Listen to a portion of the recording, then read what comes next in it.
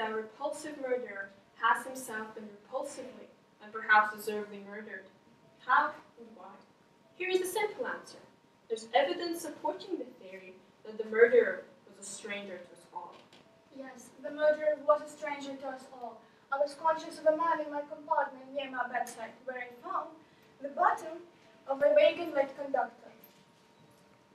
In my suitcase, I discovered the uniform of a conductor, which could not have possibly fitted Pierre, and from which, in fact, there was a button missing. In the trouser pocket of the uniform was the conductor's pass key. Later, still I discovered that blood-stained dagger, which Dr. Constantine confirms could have been the murderer's weapon. The obvious implication is that the murderer, disguised as a conductor, boarded the train at Belgrade, made his way by means to Ratchet's compartment, stabbed him to death, planted the dagger in the uniform, and then departed, since the train was now halted in a snowdrift. Who was he? I believe that the murderer was a rival member of the mafia, exacting private vengeance for a vendetta whose precise nature the Yugoslav police will undoubtedly identify. You explained the simple answer, and let me get the more complex one. For the moment, we can assume that the perfectly plausible that mysterious stranger didn't exist. The murder must then have been committed by some person or persons in the Calais coach, and therefore are presenting in this dining card. Let us not for the moment ask the question how, the question why. You should tell us how. Poirot was not surprised that every single one of us should have heard a well-known Armstrong case. Poirot was surprised when, I admitted under the emotional stress, that Miss Armstrong outweighed very slightly. She was gentle and frightened. Was Mr. McQueen lying when he denied ever having known that Ratchet was Cassetti? Or did he become Ratchet's secretary as a part of their deliberate plan to avenge Mrs. Armstrong's death? Only by interrogating the other passengers, we hoped to see the light. But when he began to question us, the light, as Macbeth has said, thickened. Poirot, you told me that you knew that I was Mrs. Armstrong's godmother. Even Poirot knows more from reading newspapers than you, Princess, from your frequent visits. Was there not a chauffeur? There was, but I had my own. I never used him. Evasion. I also asked for the name of Miss Armstrong's maid. I always travel with my own maid. There was no need to speak with Mrs. Armstrong's. Evasion. I also asked for the particulars of the manservant. There was, I think, the colonel's Indian, how you would say, orderly. Inaccuracy. Well, I was an officer of the British Army in India. I would have had a British Batman, like Beddoes, but only officers of the Indian Army have Indian orderlies. I asked her the name of Miss Armstrong's younger sister. I do not recall her name. He asked you the name of Mrs. Armstrong's secretary. Yes, a Miss Freebody. The princess, it seems, is playing a psychological game of word association. Freebody is the name of junior partner of one of London's most famous and most opulent ladies' stores, one perhaps patronized by the princess herself. The name of the senior partner was Davenham. Davenham and Freebody. Was the princess covering up for Miss Davenham, who taught shorthand in Baghdad?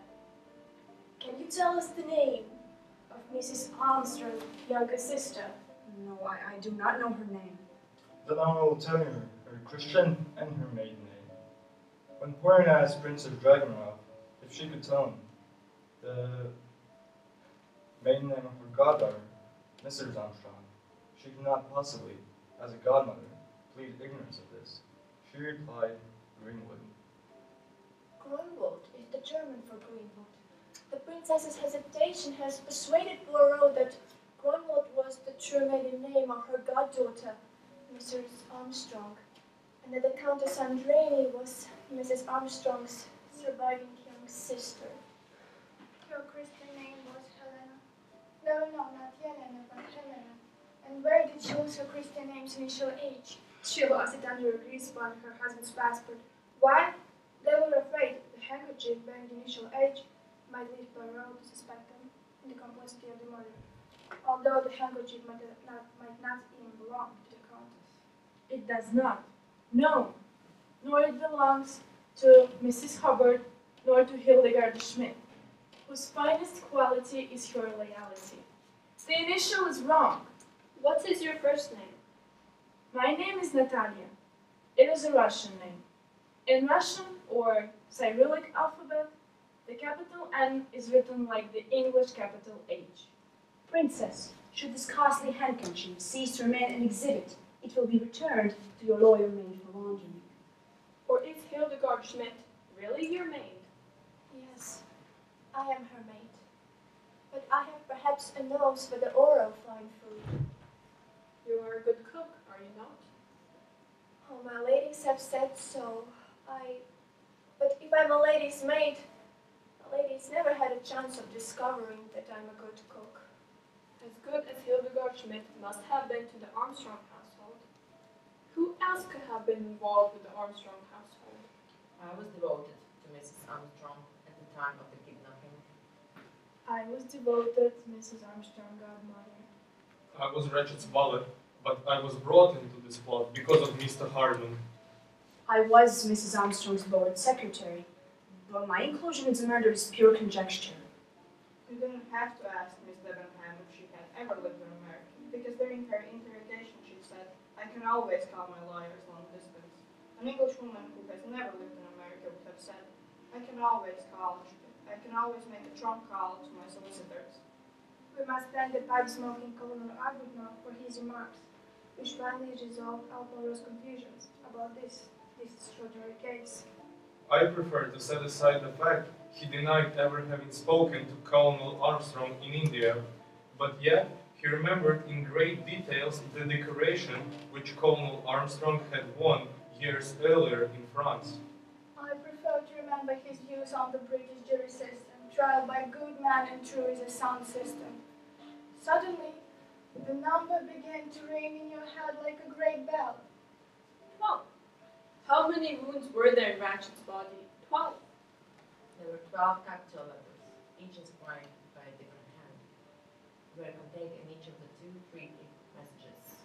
In Ratchet's was then spelled 12. There are 12 people in the jury. There were 12 passengers in the Kelly coach, excluding Poirot and the murdered man. Ratchet never asked me to be his bodyguard. He asked you, Poirot. Maybe to your discredit, you refused. Before I joined Pinkerton's as a private detective, I was an ordinary policeman, and I fell in love with a pretty housemaid. And yes, I would have married her, if she hadn't. Your daughter Paulette never died of scarlet fever, did she? No. She killed herself when falsely accused of kidnapping and killing of little Miss Daisy Armstrong. They wouldn't have been able to murder Ratchet without me. The mysterious member of the mafia never existed. It was as a red herring to confuse and deceive the detective. Although I think that you were not deceived. But God knows from what implausible source Miss Greta Olson learned her English vocabulary, too ludicrous to be credited. Appalling English is more genuine than hers. I was born backwards. That is why I work in Africa as a missionary, teaching little brown babies born backwards than myself. You coined words like background, and yet you understand the word emolument. I truly believe that you did look after little brown babies at your mission in Shimoga, which is in India. By the way, it's not Africa. Years earlier, I was in America looking after a little baby called Daisy,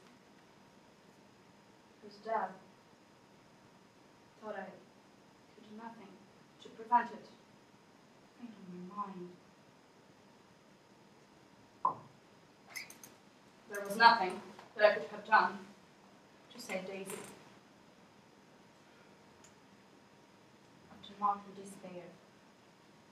I finally saw a refuge in the vision of Jesus. And my future as a missionary was set. I remember the Armstrong household and everyone who worked there, but I seem to have forgotten who was the Armstrong chauffeur. I am very knowledgeable about automobiles. I was the Armstrong chauffeur, but you already suspected that. I love you, little Daisy. Poirot thinks that Mr. Foscaleri's English is more genuine than Miss Olson's. Poirot, think! Think what else can be done on a train isolated by a snowdrift. Why have you all told lies during your interrogations? Doubtless, Monsieur Poirot, they didn't expect you to be in the train. They had no time to concert their cover story. I was expecting someone other than myself would say that. Ladies and gentlemen, we now come to Poirot's reconstruction of the night of the murder, or the night of the red herrings. Miss Linda Arden. I've always heard she wanted to play comedy parts, but her husband wouldn't have it. Which husband? Her first husband, Mr. Hubbard, or her second husband, Mr. Grumble. Linda Arden, the actress, never played as difficult a role as Mrs. Hubbard, the organizer of this extraordinary revenge. This is the most difficult role that I have ever played. But I was not the only one who organized the revenge for the murder of Daisy Armstrong. The Poirot goes that the great Linda Arden has been cured of her incurable disease and is no longer bedridden. Or it isn't you who should be committed to a bed in a mental home. It isn't you who needs a cure for being so slow. To notice the tricks that were being played on you with regard to the time of the murder. Will there be anything more? Yes. My announcement that there was a man in my compartment who had said the button was false. After that, the next morning, the murder was discovered. Dr. Constantine says the time of the murder anywhere between midnight and early in the morning. Now, Poirot must have come to their conclusions. The clumsy cliche of the smashed watch has been done deliberately to trick you. Surely you have heard of some victims, some murderers, changing the time of their victim's watch and then smashing them down. And since Mr. McQueen had over emphatically said that Wretched spoke no languages, they were deliberately maneuvered into believing that Wretched was already dead when a voice cried out from his room in French. In other words, you were being forced into the theory that the murder was committed earlier, in a period in which every single one of us had an unshakable alibi. But supposing that the crime had not been committed earlier, but later, when all the noises and incidents designed to confuse you had died down, and you lapsed into sleep because the train was now silent and at peace. Silent? Yeah. But at peace? No. We murdered for my daughter. For my granddaughter. In memory of Colonel Armstrong, a great soldier and an even greater friend. And for Mrs. Armstrong. For my beloved goddaughter. For Daisy Armstrong, Richard was unwell. For your Daisy and me. For Mother Armstrong from Hector. God, forgive me for my sins. To Paulette, with love. God, rest the soul of my dear dead daughter. A repulsive murderer, as himself, has been impulsively and deservedly murdered. But which one of the two solutions will we tell the police? A simple story about a mafioso disguised as a wagon-lit conductor, or a more complex one, which involves many questions and considerable scandal. I have to choose the solution that we shall offer to the police abroad, though I confess I am in two minds. to all time. Police abroad would prefer the simplicity of the first solution. We have the uniform to show the police. If we have the uniform, that means that there must have been a man. So therefore, I elect the first solution. Ladies and gentlemen, now I must go and wrestle with my report to the police, with my own conscience.